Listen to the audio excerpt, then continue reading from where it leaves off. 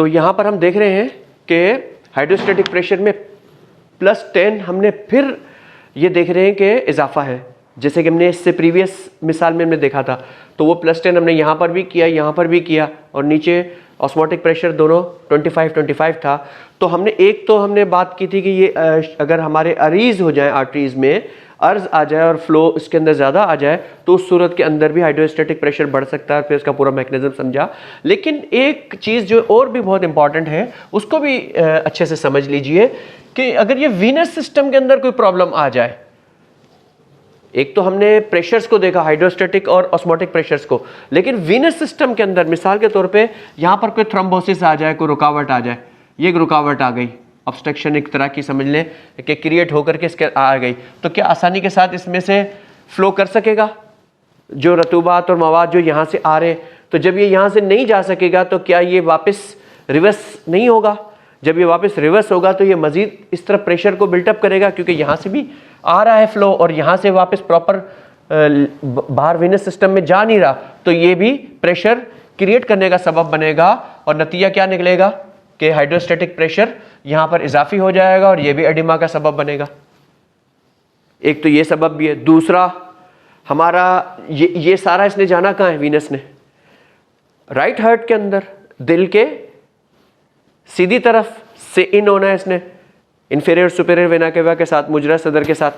तो जब इसने यहां जाकर के इन होना है, अगर ये राइट हार्ट, ये प्रॉपर पंपिंग इसकी खराब हो जाए, ये काम ना करे, आमतौर पे कहा जाता है राइट हार्ट फेल हो गया है, नहीं कर रहा, वो क्या कर रहा है, उसने वहां से ब्लड को लेने के बाद पंप करना था, किस में?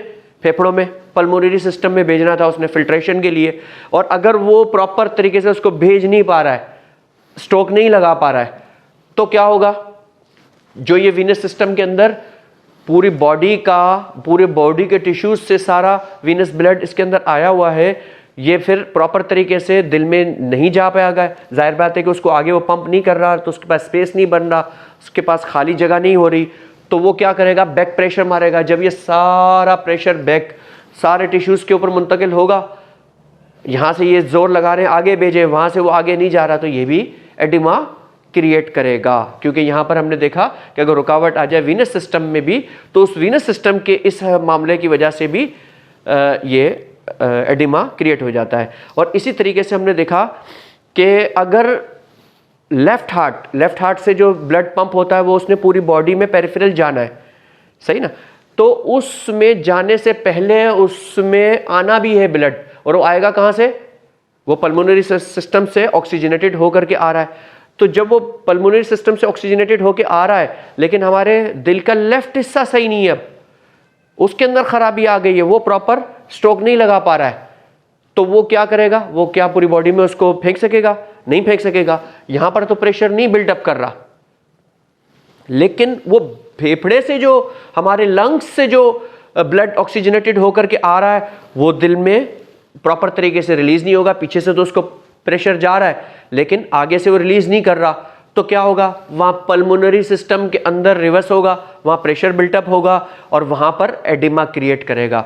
जो पल्मोनरी एडिमा हम कहते हैं वो वहां पर क्रिएट हो जाएगा, पल्मोनरी एडिमा।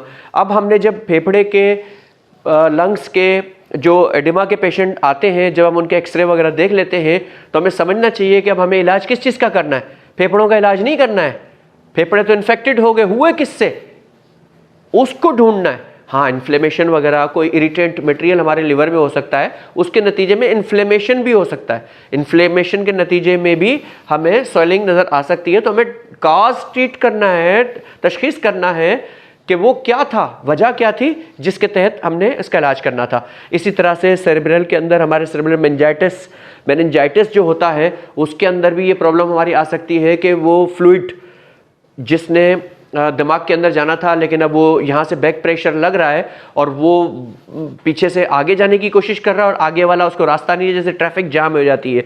तो इस तरह की जैम सूरत हाल हमारे दिमाग में भी हो सकती है। तो हम देखें कि इसकी रुकावट कहाँ थी, उस रुकावट को जब हम दूर करेंगे तो इलाज कर पाएंगे ना।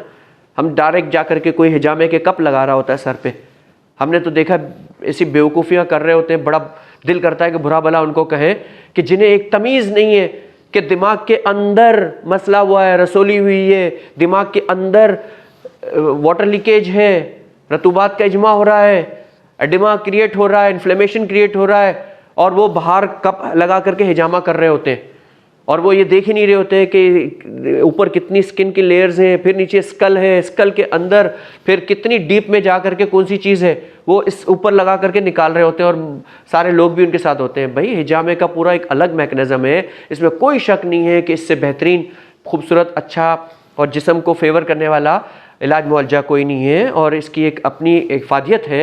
इस पर भी हम इंशाअल्लाह ताला मुकम्मल एक बताएंगे और लोगों को बताएंगे कि दरअसल हिजामा होना कैसे चाहिए, उसमें कैसे तशखीस की जाती है। लेकिन हर मर्ज़ का एक मकाम है। नबी सल्लल्लाहु अलैहि वसल्लम ने भी ये तो कहीं नहीं फरमाया कि हर मर्ज़ के अंदर हम सिर्फ हिजामा कर दें।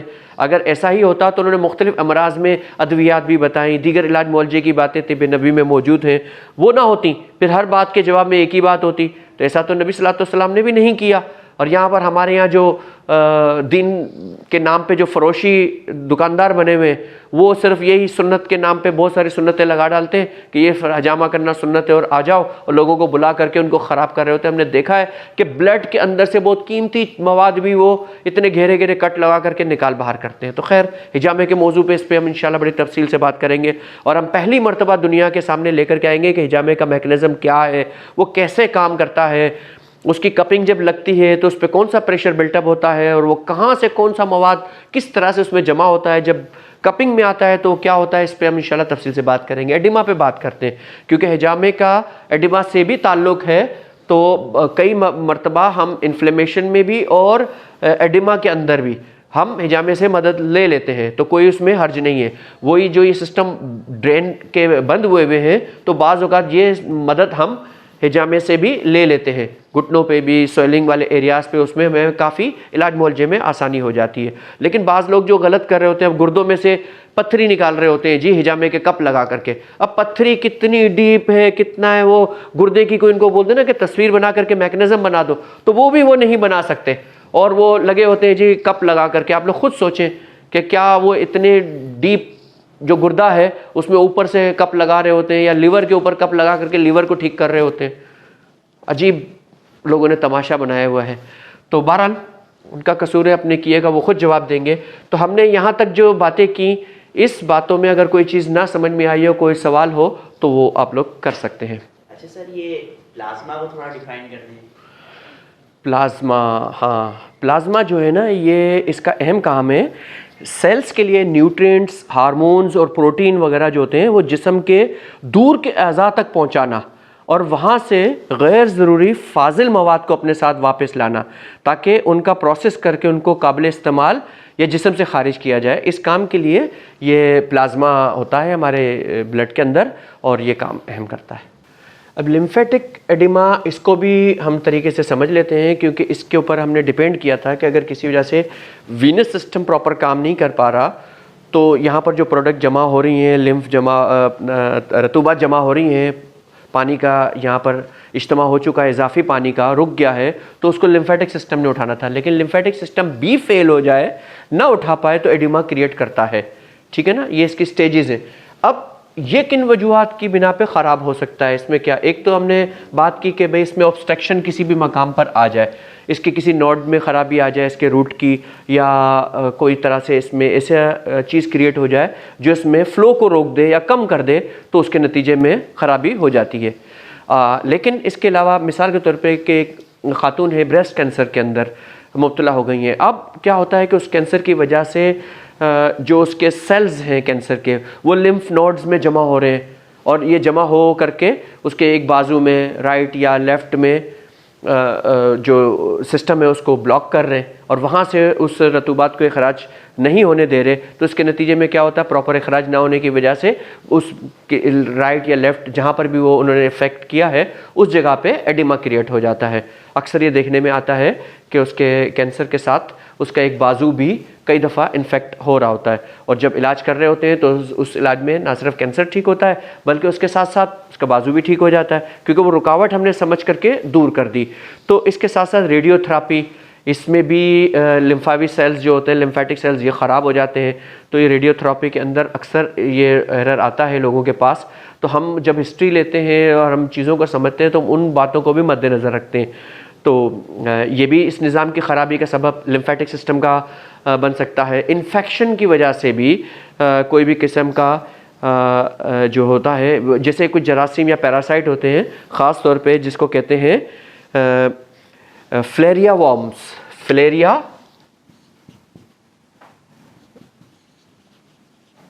फिलेरिया वॉर्म्स भी कहा जाता है। और ये क्या करते हैं, ये जब मच्छर काटता है, मच्छर काटने के नतीजे में हमारे जिस्म के अंदर ये जो है ना इंजेक्ट हो जाता है, पहुंच जाता है हमारे पास, और फिर ये आखिर में इसको लिम्फावी सिस्टम और पिक कर लेता है और उसने इसको डिस्ट्रॉय करना होता है। लेकिन वहाँ अगर हमारा इम्यून सिस्टम कमज़ोर है या लिम्फेटिक सिस्टम के अंदर मतलूबा चीज़ें मैसर नहीं है उसको ख़त्म करने की, तो ये क्या करता है, ये मुख्तलिफ मवाद और उनके साथ मिल करके लड़ाई झगड़ा करके वहाँ पर रुकावट एक क्रिएट कर देता है, और जिसको हम ऑब्स्ट्रक्शन कहते हैं वो बन जाती है, और उसको भी दूर करना पड़ता है। वो बाज़ औक़ात एक जगह पे होती है, बाज़ औक़ात वो कई मकामात पे भी ये अमल हो जाता है। तो लिम्फ निज़ाम की ख़राबी में एक और चीज़ सर्जरी भी है। सर्जरी के अंदर भी बाज़ औक़ात किसी मकाम की लिम्फ काट दी गई है, किसी वजह से कट गई है हादसे में या सर्जरी के नतीजे में, अब उस जगह पे वो लिम्फेटिक सिस्टम फ़आल नहीं है, और अगर उस पेशेंट का वीनस सिस्टम कमज़ोर हो गया है या ऑस्मोटिक प्रेशर उसका कम हो गया है या हाइड्रोस्टैटिक प्रेशर कम बढ़ गया है, तो वहाँ पर उसको एडिमा क्रिएट हो जाता है। तो इसलिए हमें उसकी सबका हिस्ट्री में भी जा कर के ये टच लगाना है कि उसके साथ रीज़न क्या है एडिमा क्रिएट होने का, ताकि उसको सॉल्व करने के लिए बेहतरीन हिकमत अमली तैयार की जा सके। एक तो इन चीज़ों को मद्देनज़र रखना है। और अच्छा, बाज़ औक़ात ऐसा होता है कि न्यूट्रिशन वगैरह के साथ साथ या कुछ ना कुछ मिकदार के अंदर प्रोटीन, जैसे एल्ब्यूमिन वगैरह या कोई और प्रोटीन भी छोटे मोटी मिकदार में किसी वजह से इसके अंदर अगर खिंचाव ज़्यादा आ जाए, इसके अंदर सेल्स में सुकेड़ आ जाती है, तो इसके दरमियान का गैप बढ़ जाता है। जो सेल्स है एपिथेलियल, ये सेल्स अगर किसी वजह से, अब ये दोनों आपस में जुड़े हुए, लेकिन अगर ये सेल छोटे हो जाए, सिकुड़ जाएँ, तो इनके दरमियान गैप बढ़ जाएगा। जब ये गैप बढ़ जाएगा तो इसमें से मवाद एक्स्ट्रा लीक हो जाएगा, तो उस साइज़ के पार्टिकल कोई भी लीक होकर के यहाँ हो जाते हैं। और ख़ास तौर पे अगर एल्ब्यूमिन लीक होकर के आया तो उसका काम क्या था, पानी को होल्ड करना, रोकना। तो वो जब ये सालों महीनों सालों यहाँ इंटरस्टिशियल एरिया में रुके रहते हैं, बड़ा टाइम लेते हैं, तो ये भी एडिमा का सबब बनते हैं, क्योंकि ये बआसानी पिक नहीं हो पा रहे होते और पिकिंग सिस्टम या सकिंग सिस्टम वहाँ पर प्रॉपर तरीके से मैनेज नहीं हो रहा होता, काम नहीं कर रहा होता, तो उसके नतीजे में भी एडिमा क्रिएट हो रहा होता है। लिहाजा हमें हर बात को समझ के और फिर चलना है। अच्छा, अब हमारे पास एक बहुत इंपॉर्टेंट क्वेश्चन और पूछा गया है, और वो हम बिल्कुल उस पर आ ही रहे थे कि बाज़ एडिमा के जो पेशेंट हमारे पास होते हैं, तो उनमें जब हम उनके वरम पे उंगली से दबाव डालते हैं लेग्स वगैरह में, तो वो एक पिट, एक गड़ा, एक डिप्रेशन क्रिएट होता है। तो वो डिप्रेशन जो हम क्रिएट करते हैं, तनाव देते हैं, एक वो होता है, और एक और को स्वेलिंग हो रही होती है, उसमें नहीं होता। तो जिसको ये डिप्रेशन या पिट क्रिएट होती है, इसको हम कहते हैं पिटिंग एडिमा, और जिसमें ये पिट क्रिएट नहीं होती, इसको हम कहते हैं नॉन पिटिंग एडिमा। अच्छा, अब पिटिंग एडिमा क्यों है और नॉन पिटिंग एडिमा क्यों है, इसको भी समझ लें। जब हम उंगली से दबाव डाल रहे हैं, देखें यहाँ पर हमने एक फिंगर है इस तरह से कि ये फिंगर है, हमने एक जो है ना एडिमस पेशेंट जो है, इसको हमने पुश किया, तो यहाँ पर जो रतूबात थी, पानी था, वो दोनों तरफ फैल गया, इससे दोनों तरफ चला गया, और उसने उसको स्पेस प्रोवाइड कर दिया, जिसके नतीजे में हमें इधर एक पिट क्रिएट हो गई। जब हम छोड़ेंगे तो ये इन तमाम रतूबात को, पानी को दोबारा वापस यहाँ पर आन के इसको लेवल करने में कुछ लम्हे लगेंगे और इसको लेवल कर देगा। इसको हम कहते हैं पिटिंग एडिमा, क्योंकि कुछ वक्त ले करके उंगली हटाते फ़ौरन ये फिलअप नहीं हो रहा। और इसके मुकाबले में एक और पिट यही है पेशेंट, लेकिन इस पे जब हम इसको दबाते हैं तो कोई ऐसा गड़ा क्रिएट नहीं होता, और जब उंगली हटाते हैं तो ये सतह तकरीबन हमवार रहती है। यहाँ हमने देखें मुख्तलिफ़ किस्म के मिक्सचर हमने एक ठोस हालत में दिखाएं कि यहाँ पर जो प्रोडक्ट है वो ठोस हो चुकी है, और यहाँ पर जो प्रोडक्ट है वो लिक्विड हालत में है। तो जो लिक्विड हालत वाले हैं वो कौन से, पिटिंग एडिमा, और जो यहाँ पर नॉन पिटिंग एडिमा जिसके अंदर पिट क्रिएट नहीं होता। अब इस बात को मज़ीद समझे, इसको समझे, पिटिंग एडिमा को। पिटिंग एडिमा हाइड्रोस्टैटिक प्रेशर बढ़ जाए या ऑस्मोटिक प्रेशर कम हो जाए, इसके नतीजे में जब भी एडिमा क्रिएट हुआ वो होगा, वो कौन सा होगा, पिटिंग एडिमा होगा। इसके अंदर पिट क्रिएट होगी, क्योंकि यहाँ पर जो सॉल्यूट्स हैं मौजूद हैं, यहाँ पर रतूबात की कसरत है, उसके अंदर रतूबात यानी पानी की मिकदार ज़्यादा है, तो उस पानी की मिकदार इंटरस्टिशियल एरिया में टिश्यूज़ के अंदर ज़्यादा होने की वजह से और यहाँ से पिकअप दोनों सिस्टम फेल हो जाने की वजह से वो नहीं उठा पा रहे, तो यहाँ पर जो एडिमा क्रिएट हो रहा है इसकी निशानी क्या होती है, वो पिटिंग होता है। तो पिटिंग से हमें एक बात तो समझ में आ रही होती है कि या तो हाइड्रोस्टैटिक प्रेशर बढ़ गया है या ऑस्मोटिक प्रेशर में कमी आ गई है, तो हम इसमें बाकी नब्ज़ में और कार्बोरेट की मदद से जांच रहे होते हैं कि हमें कहाँ जाना है। लेकिन जब नॉन पिटिंग एडिमा क्रिएट हो रहा होता है, नॉन पिटिंग हो रहा होता है, तो इसका मतलब है यहाँ पर अब रतूबात, एडिमा तो क्रिएट हो चुका है लेकिन यहाँ पर कुछ ठोस हालत इख्तियार कर चुका है टिश्यू। इंटरस्टिशियल एरिया के अंदर ऐसी प्रोडक्ट महीनों सालों पड़ी रही जो यहाँ से लीक होती गई, एल्ब्यूमिन समेत, प्रोटीन समेत, जो कि आम हालत में उसके होनी नहीं है। हम आगे भी और पढ़ेंगे कि कैसे लीक हो रही हैं। इसकी परमीएबिलिटी जो है मेम्ब्रेन की, ये भी बढ़ जाती है। इसके नतीजे में भी यहाँ पर ऐसी प्रोडक्ट लीक होकर के आ जाती हैं कि और होनी भी इसी मकाम से लीक होनी है, यही जगह है डिलीवरी की। तो यहाँ पर वो लीक होकर के महीनों सालों पड़ी रहती हैं और इसके साथ साथ वो क्या होते हैं, कई और चीज़ें प्रोटीन्स के साथ मिल करके फाइब्रोनोजेन वो भी यहाँ पर आ जाते हैं और इनको काफ़ी वक्त गुजर जाए तो ये फाइब्रोब्लास्ट को एक्टिवेट कर देते हैं और इससे कुछ कोलाइजन भी जमा हो चुका होता है और ये सब मिलकर इस एडिमा वाटर को ट्रैप कर चुके होते हैं और काफ़ी सख्ती आ चुकी होती है। इसलिए अब इस मकाम पर पिट नहीं बनती क्योंकि नीचे मौजूद मवाद इधर उधर नहीं हो सकता, यानी कि ये डिस्प्लेस नहीं हो सकता। अब यहाँ पर क्या है, डिस्प्लेस हुआ है और यहाँ पर क्या डिस्प्लेस नहीं हुआ, यानी इस चीज़ ने अपने जगह को, अपने कब्जे को बरकरार रखा। इसमें डिस्प्लेस हुआ, इसमें डिस्प्लेस नहीं हुआ। तो हमने देखा कि यहाँ पर जब मुख्तलिफ प्रोडक्ट इतनी जमा रह जाएं, इधर उधर ना हो पाएँ, तो ये प्रॉब्लम क्रिएट करते हैं और सख्ती ले आते हैं। यानी कि वो तमाम अमराज व अलामात जिनके तहत लिम्फावी निज़ाम में ख़राबी हो जाए, यानी कि लिम्फेटिक सिस्टम के अंदर ख़राबी आ जाए, वो तमाम अमराज व अलामात, आहिस्ता आहिस्ता हम वो भी देखते जाएंगे किस किस में हो रहा है, लेकिन हम यहाँ देख रहे हैं कि उसके नतीजे में सिस्टम ख़राब ये हो गया है। तो उस ख़राबी के नतीजे में इंटरस्टिशियल एरिया में फाजिल मवाद, रतूबात, फ्लूइड्स को ना उठा सके तो उस मकाम पर नॉन पिटिंग एडिमा होगा। यहाँ पर तो हमने देख लिया था ना कि इन दो की कमी बेशी से हो रहा है और यहाँ पर इस सिस्टम की खराबी के नतीजे में जो एडिमा क्रिएट हो रहा है वो कौन सा होगा, नॉन पिटिंग एडिमा होगा। प्रोटीन इस जगह आकर ज़्यादा वक्त तक ठहरे रहें और इनमें से कुछ प्रोटीन फाइब्रोब्लास्ट को एक्टिवेट कर देते हैं और जब ये फाइब्रोब्लास्ट को एक्टिवेट कर देते हैं तो इससे कोलाइजन पैदा होता है और कोलाइजन यहाँ पर इन तमाम लिक्विड जो फ्लूइड पड़ा हुआ है इसको ट्रैप कर लेगा और इस ट्रैप के नतीजे में यहाँ पर सख्ती आ जाएगी। और जब ये सख्ती वाला एडिमा आ जाएगा तो इसको ट्रेस करके हमें पता चल जाएगा कि एक तो ये सिस्टम ख़राब हुआ है, दूसरा अब यहाँ पर मवाद जमाव की हालत में आ गया है। तो लाजमी बात है जब कोई चीज़ जमी भी होगी तो उसको हरारत से ही हम तहलील करेंगे, तो वहाँ हमने हरारत भी देनी होगी और साथ साथ में इस रुकावट को भी दूर करना होगा। सिर्फ मेल्ट करने से काम नहीं चलेगा। तो इसीलिए हम बोलते हैं बार बार कि जिस्म के मैकेनिज्म्स को समझें। जिसने जिस्म के मैकेनिज्म को समझ लिया उसके लिए इलाज सोचना आसान हो जाएगा कि मैंने वो बनी बनाई या किसी तबीब ने, किसी कंपनी ने दावा करके दे दिया कि जी एडिमा के लिए ये बहुत ज़बरदस्त दवाई है, उसने रख ली और उसमें दुनिया भर की खूबियाँ लिख देते हैं। जैसे इम्पोर्टेंसी वगैरह के अंदर लोग कर लेते हैं, शुगर के अंदर कर लेते हैं, बगैर समझे कि ये शुगर कौन सी थी, क्यों हुई। हमेशा इलाज तो वजह का होता है। आप देख रहे हैं कि हम कितनी सारी वजूहात मुख्तलिफ अंदाज से बयान कर रहे हैं कि भाई इनमें से कोई भी वजह, लेकिन रिजल्ट एडिमा। लेकिन उस एडिमा के पीछे क्या क्या था, हम कान मुफरद आज़ा के अंदर भी रहते हुए इन बातों को तदबीक देते हुए भी चल रहे होते हैं। लेकिन पहले बॉडी मैकेनिज्म तो सबके लिए सेम है, चाहे वो आयुर्वेद वाले हों, चाइनीज़ वाले हों, होम्योपैथ वाले हों, कान मुफरद आज़ा वाले हों, तिब्बी यूनानी वाले हों, इससे क्या फ़र्क पड़ता है? बॉडी का मैकेनिज्म सिस्टम तो वही रहना है ना। तो इसको समझे। हमने यहाँ पर एडिमा की मुख्तलिफ सूरतें देखी, हाइड्रोस्टैटिक प्रेशर, ऑस्मोटिक प्रेशर और लिम्फेटिक सिस्टम इसकी ख़राबी। एक और चीज़ जो है ना हमने जिक्र तो किया थोड़ा सा, लेकिन मज़ीद उसको कर देते हैं कि यहाँ पर इसकी परमीएबिलिटी, यानी कि इसमें से लीक होने की सलाहियत किसी वजह से बढ़ गई। जैसे मैंने सेल्स के बारे में बताया था कि भाई ये सारे जो एपिथेलियल सेल्स बने हुए होते हैं, अगर इनमें सुकेड़ आ जाए और ये रिड्यूस हो जाए साइज़ में तो इनके दरमियान गैप बढ़ जाता है ना। तो ये गैप बढ़ना ये हमने चौथा बताया था।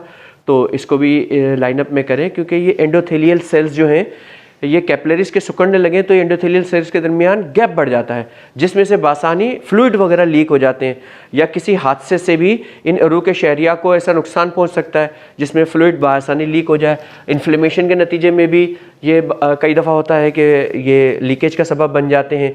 इन्फ्लेमेशन जैसे कोई हादसा पहुंचता है, कोई ज़ख़म लग जाता है, तो वहाँ पर नेचुरल रिस्पॉन्स के अंदर क्या होता है कि वहाँ पर इसको सुकेड़ करके, क्योंकि उसमें बड़ी प्रोडक्ट्स ने प्लेटलेट्स वगैरह जैसे हैं, इन सब ने WBCs ने वहाँ पर बाहर निकलना है, तो उसके लिए रब ने ये मैकेनिज्म रखा हुआ है कि वहाँ पर फिर ये एंडोथेलियल सेल्स ये सुकड़ जाएं, और ये एंडोथेलियल सेल्स सुकड़ करके वहाँ पर स्पेस प्रोवाइड करेंगे ताकि ब्लड में जो बड़े कंपोनेंट हैं वो ब्लड के अंदर हमेशा वो सेंटर में चलते हैं। जितना बड़ा कंपोनेंट ब्लड के अंदर होगा, प्रोडक्ट होगी, वो उतना सेंटर में होगी हमारे रगों में, आर्टरीज के अंदर, और उससे जितने छोटे होते जाएंगे वो साइडों पे होते चले जाएंगे, क्योंकि छोटी वाली चीज़ ने जल्दी बाहर निकलना होता है। तो इस पे भी जब हम किसी ज़ख़म की हीलिंग कैसे होती है, उसका प्रोसीजर कैसे होता है, तो उसके अंदर हम मज़ीद भी इसको बड़ी तफसील के साथ इंशाल्लाह समझने की कोशिश करेंगे। और इसके अंदर एक और एडिमा की जो अहम वजह है, पाँचवीं वजह, वो भी बहुत इम्पॉर्टेंट है, और वो मैंने जानबूझ करके आखिर में रखी है, सॉल्ट, नमक। आप सब जानते हैं कि पानी नमक को फॉलो करता है, तमाम बड़ी किताबों में भी ये बात लिखी हुई है। अगर जिस्म के अंदर इस नमक की, सॉल्ट की मिकदार भी बहुत ज़्यादा बढ़नी शुरू हो जाए, तो नमक के बारे में एक बात याद रखें, सॉल्ट के बारे में, कि ये आसानी के साथ इनमें से परमिएबल है, आसानी के साथ ये यहाँ से गुज़र सकता है। यानी कि अपने कैपिलरीज में से अगर यहाँ पर सॉल्ट आ रहा है, ज़्यादा मिकदार में आ रहा है, तो ये आसानी के साथ इनमें से गुज़र सकता है दोनों तरफ। लेकिन जब ये गुजरेगा तो इसके पीछे पानी को भी वो खींचेगा। जब ये यहाँ आ गया, स्टोर हो रहा है इंटरस्टिशियल एरिया के अंदर, तो ये क्या करेगा, पानी को भी अपने पीछे खींचेगा। तो लेकिन इस सॉल्ट इसके अंदर नहीं जा सकता, सेल्स के अंदर, इस सेल्स के अंदर परमिएबल वो नहीं है। इसके अंदर प्रॉपर मैकेनिज्म होता है, जो सोडियम पोटाशियम पंप, जैसे हमने यूरिन फॉर्मेशन में भी, उसमें भी हमने पढ़े, ये मुख्तलिफ पंप होते हैं। तमाम सेल्स, इसके बगैर कोई नहीं सेल होता, जानदार कोई भी हमारे हैं, जानवर हैं, इंसान हैं, सब के तमाम सेल्स के अंदर ये पंप ज़रूर होता है। एटीपेज इसको कहते हैं, सोडियम पोटाशियम एटीपेजिस, इसका एक फंक्शन है इंट्रासेलुलर के अंदर। अभी हम इंशाल्लाह इसको पढ़ते हैं, देखते हैं। तो वो उसके मैकेनिज्म के ज़रिए से तो सॉल्ट एक्सचेंज हो सकता है सेल्स के अंदर, लेकिन यहाँ पर से ये मुकम्मल परमिएबल होता है, इसलिए ये यहाँ पर आ जाता है इंटरस्टिशियल एरिया के अंदर। जब ये इंटरस्टिशियल एरिया के अंदर ज़्यादा आ जाता है तो अपने पीछे क्या करेगा, ये पानी को रिटेन करेगा, उसको बुलाएगा, पानी इसके पीछे पीछे आ जाएगा। और जब इजाफी पानी आ रहा है, हाइड्रोस्टैटिक प्रेशर भी इसको साथ मदद कर रहा है, तो फिर वो क्या होगा, यहाँ पर रुक जाएगा और आगे वाले सिस्टम प्रॉपर तरीके से काम नहीं कर रहे, और इधर सॉल्ट स्टोर पे स्टोर होता चला जा रहा है। तो ये भी क्या करेगा, कौन सा एडिमा क्रिएट करेगा, नॉन पिटिंग के पिटिंग। कौन सा एडिमा क्रिएट करेगा, नॉन पिटिंग। क्यों, क्योंकि यहाँ पर अब ये रुक रहा है, ठोस शक्ल इख्तियार करता जा रहा है। अगर लिक्विड हालत में होता तो उसकी हमने निशानी बताई थी कि हाइड्रोस्टैटिक या ऑस्मोटिक प्रेशर की कमी बेशी से, इसकी ज़्यादती, इसकी कमी से जो यहाँ पर सयाल, फ्लूइड, रतूबात, H2O, पानी रुक गया है, और वो पिटिंग करने से दाएं बाएं डिस्प्लेस हो जाता है, तो वो पिटिंग है, और वो इस वजह से होता है। और यहाँ पर चूंकि इसकी वजह से ये नहीं होगा, तो ये कौन सा होगा, नॉन पिटिंग एडिमा होगा। इस वक्त ब्लड प्रेशर के ऊपर भी हमारी बात हुई थी कि जब ब्लड प्रेशर हाई हो जाता है तो क्या उस ब्लड प्रेशर हाई के नतीजे में भी एडिमा क्रिएट होगा कि नहीं होगा, और हमने कहा था कि इस पर आगे मज़ीद बात कर लेंगे। उस पर भी एक बात कंप्लीट कर लेते हैं। अलग अलग सेगमेंट्स में हमने छोटी छोटी बातों को कंप्लीट किया है ताकि जो साथी जिस मौजू पे बात को सही समझना चाहें उसको रिपीट करके भी सुन सकें। अब जब ब्लड प्रेशर हाई हो रहा है, ब्लड प्रेशर क्या है, कार्डियक आउटपुट, यानी कि जो कार्डियक आउटपुट होती है, ज़रब टोटल, आपने देखा ही होगा कि जो पेरिफेरल रेजिस्टेंस है हमारे पूरी बॉडी की, टोटल पेरिफेरल रेजिस्टेंस, ये मल्टीप्लाई जब आपस में करते हैं तो नीचे के रिजल्ट में क्या आता है, ब्लड प्रेशर। यानी कार्डियक आउटपुट दिल से किस ताकत के साथ आउटपुट हुई और पूरे जिस्म के अंदर उसने मज़ाहमत कितनी की, इस पूरे के दरमियान में जो कुव्वत बनती है, जो पावर बनती है उस इकाई को, उस प्रेशर को क्या कहते हैं, ब्लड प्रेशर। कि अब ये ब्लड किस प्रेशर के साथ पूरे जिस्म में चल रहा है। अब अगर ये हाई हो गया है, किसी भी रीज़न से हाई हुआ है, तो क्या ये एडिमा क्रिएट करेगा कि नहीं करेगा। क्योंकि जब ये हाई हो गया है, ये जब हाई हो रहा है तो इसके अंदर हाई इंटर होगा, तो होगा कि नहीं होगा ये आप लोग बताएंगे। क्या ब्लड प्रेशर हाई होगा? ब्लड प्रेशर तो हाई है, तो क्या इसका हाइड्रोस्टैटिक प्रेशर हाई होगा? क्या यहाँ एडिमा क्रिएट करने का सबब बनेगा? अगर ये बनता होता तो तमाम ब्लड प्रेशर के मरीजों को एडिमा के शिकार होते ना, कोई भी नहीं एडिमा का शिकार, वो नहीं होता। वो एडिमा अगर उसको है तो किसी और रीज़न की वजह से जो हमने बयान किए, और ब्लड प्रेशर उसको अलग से उसको हो सकता है कि हो गया हो, लेकिन हर ब्लड प्रेशर वाले को एडिमा नहीं हो सकता। तो ब्लड प्रेशर एडिमा का सबब नहीं होता। उसकी वजह क्या है, क्यों नहीं होगा? कि जब ब्लड प्रेशर हाई होगा तो पेरिफेरल वो सारी जगहों पे फैल रहा है, और ये जो आर्टरीज कैपिलरीज वगैरह बनी हुई हैं स्मूथ मसल्स से क्रिएट की हुई होती हैं, इनका आपस में एक रब्त होता है। उस रब्त के तहत ये सिग्नलिंग का भी काम करती हैं आपस में, और इन सारी चीज़ों को आपको बड़े बगौर सोच समझ करके पढ़ करके आगे चलना है। तो ऐसा होता है कि जो प्री कैपिलरीज है, ये एरिया कौन सा था? कैपिलरीज का था। और इस कैपिलरीज एरिया से पहले कौन सा एरिया था? प्री कैपिलरी एरिया था। इस प्री कैपिलरी एरिया के अंदर क्या होता है, यहां पर इसके अंदर एक सिस्टम मौजूद है। इसके अंदर तमाम जगह पे प्री कैपिलरी, कैपिलरी से पहले जब ब्लड प्रेशर हाई होगा तो ये क्या होंगी? ये कांस्टेंट हो जाएंगी। जब ये कांस्टेंट हो जाएंगी तो पीछे से आने वाला जो फुल प्रेशर है क्या इस टिश्यू के अंदर पूरा ट्रांसफर हो सकेगा? नहीं हो सकेगा, इसको रोक देंगी। तो ये क्या होता है? Pre capillary sphincters, pre capillary sphincters. और ये क्या करते हैं? जब ब्लड प्रेशर हाई हो जाएगा तो ये क्या करेंगे?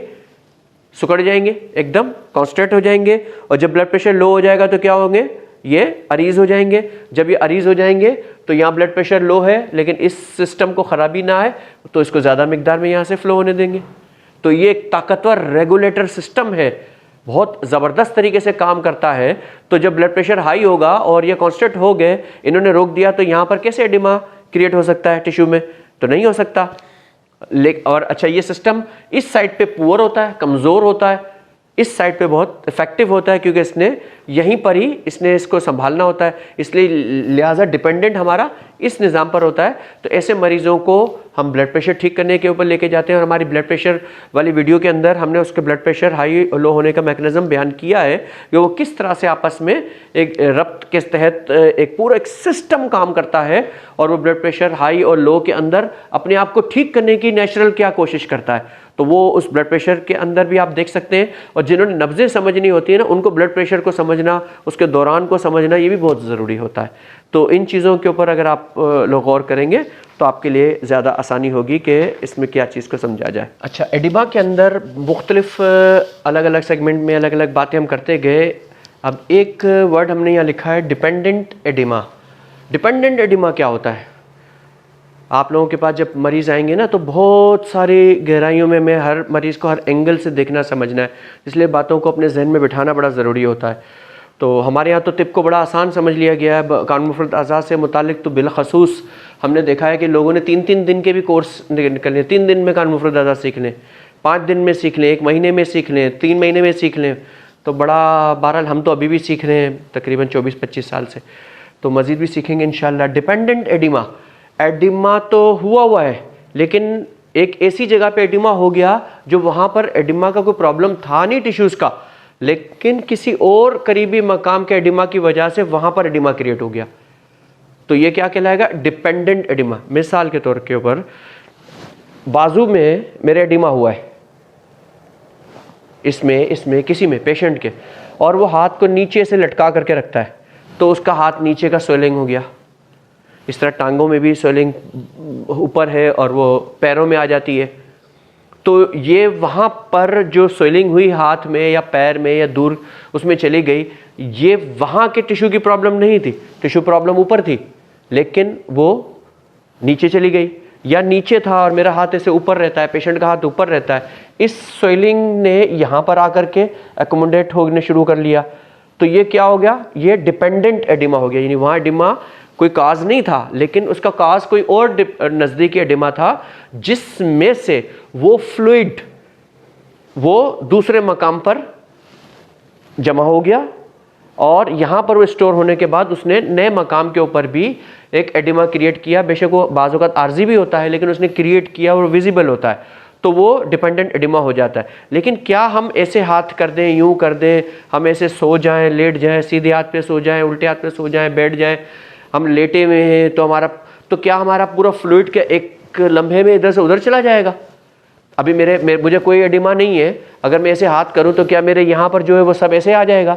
मैं नीचे करूं तो ये फिर स्वेलिंग हो जानी चाहिए। तो फिर हम अगर सीधे हाथ पे सो रहे हो तो सारा लिक्विड हमारा एक हाथ पे आ जाए, फ्लूइड जो हमारा पानी है, और वो पूरा सूज जाए और दूसरी हालत पतली हो जाए। ऐसा क्यों नहीं होता?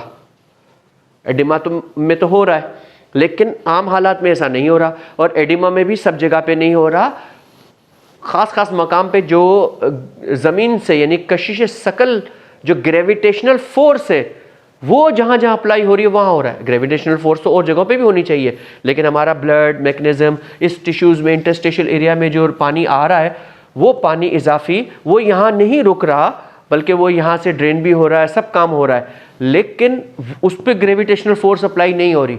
लेकिन जब एडिमा हो रहा है तब हो रही है। फिर एडिमा यहाँ से मूव कर रहा है, तो ये मूव जो करता है एडिमा होता कब है? जब एक्स्ट्रा जो पानी है वो यहाँ जमा स्टोर हो गया है, जितना इसकी लिमिट थी उससे एक्सेस यहाँ जमा है और वो अपने सिस्टम में ड्रेन नहीं हो पा रहा, तो एडिमा क्रिएट हुआ है। अब ये जो एक्स्ट्रा पानी है ये ग्रेविटेशनल फोर्स का शिकार हो जाता है, लेकिन एडिमा में जो पानी है, एडिमा से पहले जो पानी है, जो H2O यहाँ मौजूद है, वो क्यों नहीं शिकार हो रहा? उस बात को भी समझते हैं। उसके लिए अल्लाह ताला ने पूरे तमाम टिश्यूज़ के अंदर जहाँ जहाँ पर इंटरस्टिशियल एरिया है और जहाँ जहाँ पर ये पानी का और न्यूट्रिशंस का एक्सचेंज होना है, वहाँ पर अल्लाह ताला ने एक ख़ास मॉलिक्यूल रखा हुआ है जिसको कहते हैं ग्लाइकोप्रोटीन मॉलिक्यूल। क्या कहते हैं? Glycoprotein molecule. ये मॉलिक्यूल्स हैं ग्लाइकोप्रोटीन, और ये एक कंगी नुमा होते हैं। जैसे ये कंगी है ना, मिसाल के तौर पे ऐसे कंगी नुमा ऐसे स्टाइल होता है, ये दोनों तरफ भी हो सकते हैं इस तरह से। ये इस तरह के बहुत सारे यहाँ मौजूद होते हैं। तो होता क्या है कि जब नॉर्मल हालात में, जब हालात अभी एडिमा नहीं है और उस वक्त जो पानी यहाँ पर आ रहा है वो इसके अंदर क्या होता है, बहुत ही माइनर ड्रॉप्स की शक्ल में होल्ड कर लिया जाता है। और ये जब बहुत माइनर होल्ड कर लिया जाता है तो ये इसके अंदर स्टोर रहता है और सिर्फ अपनी फोर्स के मुताबिक जो प्रेशर बिल्टअप होगा उसके मुताबिक का इजाफी पानी वापस सक कर लिया जाएगा और वो यहाँ से आसानी से ड्रेन होकर के आगे निकल जाएगा। और इसलिए आम हालात के अंदर चूँकि उसके अंदर ये ग्लाइकोप्रोटीन मॉलिक्यूल्स मौजूद हैं, एक ज़बरदस्त खूबसूरत मैकेनिज़्म मौजूद है। ये मैकेनिज़्म उसको बारीक तरीन उसके जो कतरे यानी छोटे से छोटा जिसको पानी ही कहा जाए वो उसके अंदर इस तरह से होल्ड हो जाता है। इसलिए वो हम इधर उधर हरकत भी करते हैं, लेटते हैं, बैठते हैं, तो ये टिश्यूज़ के फ्लूइड अपनी जगह बरकरार रहते हैं। ये इधर उधर हमारे हिलने जुलने से हम उल्टे भी लटक जाएं तो ये ऐसा नहीं होगा कि वो सारा फ्लूइड इधर उधर चला जाए। हाँ, खून के रगों के अंदर शरियानों में होता है, दबाव पड़ जाएगा कि हम ऊपर ऐसे उल्टे रहे तो हमारे सर में खून का दबाव बढ़ जाएगा, लेकिन हम इस वक्त बात टिश्यूज़ की कर रहे हैं। तो टिश्यूज़ के अंदर ये जो पानी इजाफी जो जमा हो रहा है वो ग्रेविटेशनल फोर्स का शिकार होता है, लेकिन ये वाला पानी जो इस वक्त जमा हो रहा है ये नहीं होता।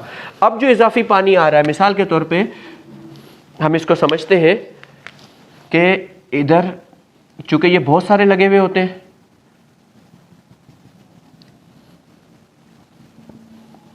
इसको अब आसानी आप इस मिसाल से समझ जाएंगे ग्रेविटेशनल फोर्स से कैसे ये हो रहा है। अब यहाँ पर इसने नॉर्मली जो पानी होल्ड करना था बारीक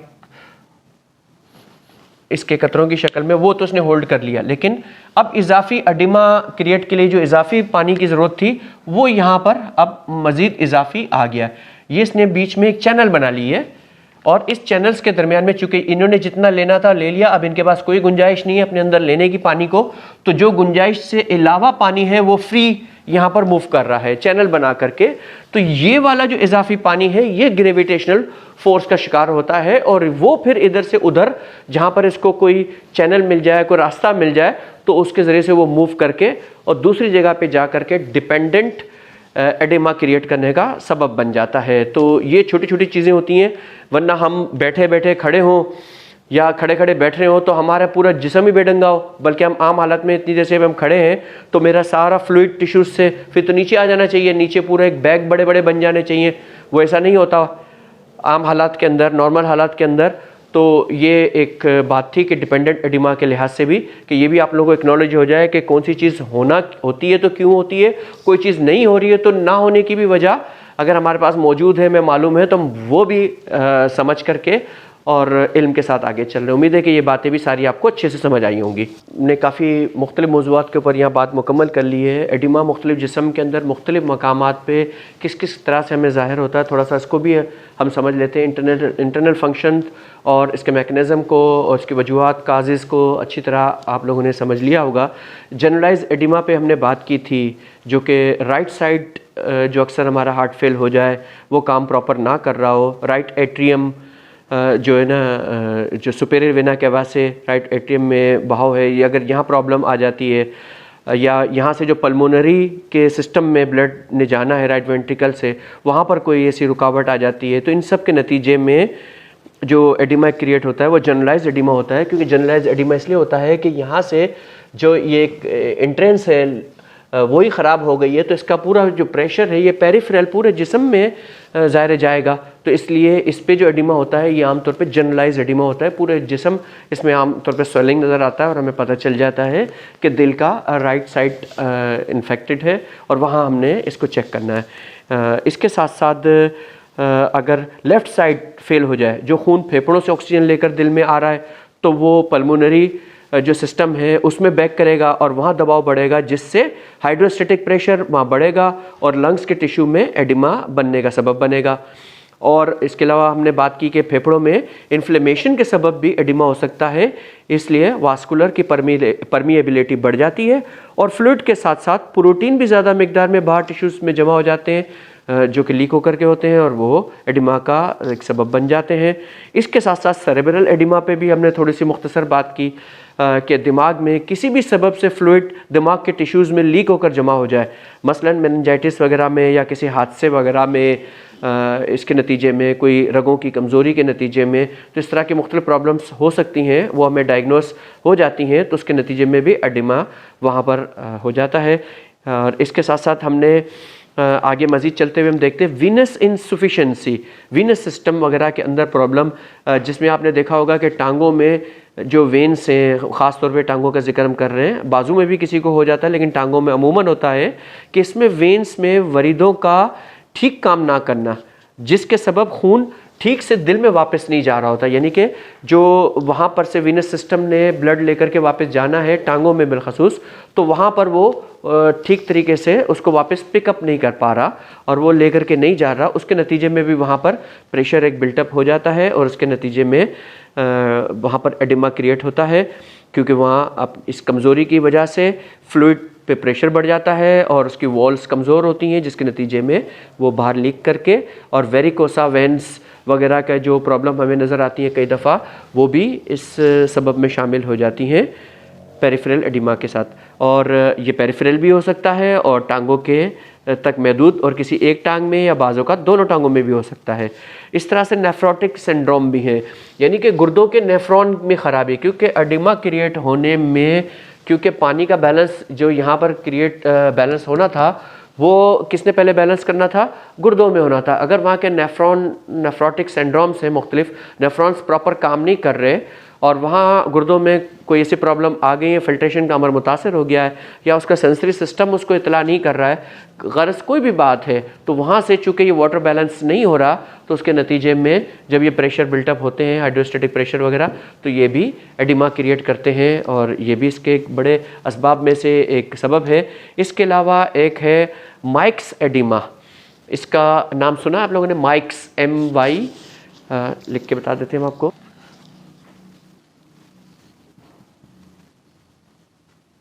माइक्स एडिमा, ये क्या होता है? ये थायराइड हार्मोन जब जिस्म में मुनासिब मिकदार में पैदा ना हो रहे हों तो इसकी वजह से फ्लूइड्स और दीगर सब्सटेंस मुख्तलिफ़ जगहों पे रुक जाते हैं और वो आसानी के साथ चूँकि बैलेंस नहीं हो पा रहे होते, उसकी आइडेंटिफाई नहीं हो रही होती, उसको अगर इजाफी हैं तो उसको निकालना है या कम है तो उसको स्टोर करना है, लाना है, तो वो चूँकि सिस्टम डिसबैलेंस हो जाता है तो चेहरे पर सूजन आ जाती है या होंठ सूज जाएंगे या आँखों के आईलिड्स वगैरह, अक्सर आपने देखा होगा कि ये भी बड़ी सूजी हुई हो जाती हैं, चेहरा सूजा होगा या होंठ ऊपर का, ख़ासतौर पे कई लोगों को ऊपर का होंठ सूजा हुआ होता है बहुत ज़्यादा और बज़ाहिर कोई कीड़ा या किसी का डंक नहीं लगा हुआ होता कि हम बोले कि डंक लगने के उसके नतीजे में भी कोई भी जगह सूज सकती है, वो इन्फ्लेमेशन होगा। लेकिन हम एडिमा पे बात कर रहे हैं तो एडिमा पे इस तरह का कोई हमें मार्क नज़र नहीं आ रहा होता तो फिर वहाँ पर क्या होगा, ये माइक्स एडिमा है, आँखों पर या ज़बान पर या जिस्म के किसी और मकाम पर भी करीब करीब में हो सकता है। टांगों के निचले हिस्से में भी अक्सर ये माइक्स एडिमा हो जाता है जो कि और जगहों पे नहीं हो रहा होता, लेकिन लोकली किसी एक ख़ास अज़ू में, किसी अज़ू के ख़ास टिश्यू में ही खाली ये उस वक्त प्रोड्यूस हो रहा होता है लोकली, और बाकी जगहों पे ये नहीं हो रहा होता। और इसके साथ साथ एक है एंजियो एडिमा। इसके अंदर ये किसी एलर्जी वगैरह के सबब से आमतौर पे होता है, यानी कि कोई एलर्जी वगैरह हो गई है, उसके नतीजे में बॉडी के अंदर कोई ऐसी तब्दीली आ रही है तो जिसमें दर्द भी होगा, उसमें सुर्खी भी होगी और जिल्द की गहराई में से सूजन महसूस होगी कि गहराई तक सूजा हुआ है। जैसे किसी के होंठ में सूजन होती है, किसी की आंखों के इर्द गिर्द या चेहरे पर सूजन, हत्ता के पलकें भी बाज़ों का सूज जाती हैं और पलकें भी इतनी हद तक सूज जाती हैं कि जैसे पिक्चर अगर हमारे पास अवेल होगी तो वीडियो में दिखा रहे होंगे या आप देख रहे होंगे कि उसके अंदर ये पलके तक सूज करके एक हिस्सा या दोनों वो स्वेलिंग पूरी हो चुकी होती है, वो भी इसमें आ जाती है। और ये जिल्द की जो सबकुटेनियस जो टिश्यू है उसमें ज़्यादातर होती है, सबकुटेनियस में। तो इस तरह ये गर्दन पर, बाजू या टांगों के जो आखिरी हिस्से होते हैं, दूर के जो आज़ा होते हैं ना, दिल से और हमारे सेंट्रल सिस्टम से दूर के जो होते हैं, वहाँ पर अक्सर ये चीज़ रुनुमा होती है। इस तरह से एक और है लिप एडिमा, ये मैंने अभी भी बयान किया और ये अमूमन औरतों को होता है। और इसके अलावा ये लिप एडिमा टांगों में या हिप्स वगैरह पर भी ये होता है। बाज़ औक़ात ये बाजू में भी होता है लेकिन मर्दों में ये बहुत कम पाया जाता है। इसमें ये जो एडिमा होता है इसकी खासियत ये है कि ये अगर दोनों तरफ होगा, अगर बाजू में है तो एक में नहीं होगा, दोनों बाजू में होगा। टांग पे या हिप्स पे अगर हो रहा है तो दोनों तरफ हो रहा होगा और ये लिप एडिमा इसको कह दिया जाता है। और इसके अंदर बहुत ज़्यादा फैट जमा हुई भी होती है और वो सूजी भी मालूम होती है। तो ये कुछ चीज़ें इजाफी थी, बाकी पिटिंग और नॉन पिटिंग के मुतालिक आपको बता दिया गया। और दूसरी नॉन पिटिंग एडिमा में एक और बात भी याद रखें कि नॉन पिटिंग एडिमा अक्सर जब अभी हम इंट्रासेलुलर पे भी बात करते हैं तो इंट्रासेलुलर यानी सेल के अंदर जो स्वेलिंग हो जाती है तो उस स्वेलिंग के नतीजे में क्या होता है, जैसे ये सेल्स हैं, इस सेल को हम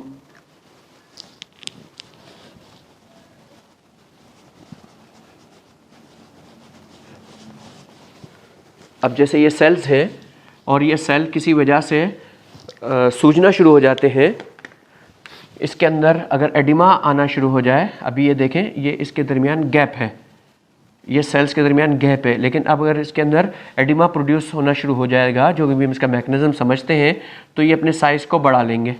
जब ये साइज़ बढ़ जाएगा तो ये सब आपस में नज़दीक आने शुरू हो जाएंगे, एक दूसरे के करीब आ जाएंगे। और चूँकि ये करीब आ जाएंगे और इसमें जो फ्लूइड स्टोर हो रहा है वो सेल के अंदर हो रहा है, तो इसकी वजह से ये स्वेलिंग हुए हैं। तो इसमें भी जब इस मकाम पे हम पिटिंग करने की कोशिश करेंगे तो पिटिंग नहीं होगी, क्योंकि इन्होंने आपस में मिल करके सारा रास्ता रोक दिया हुआ है।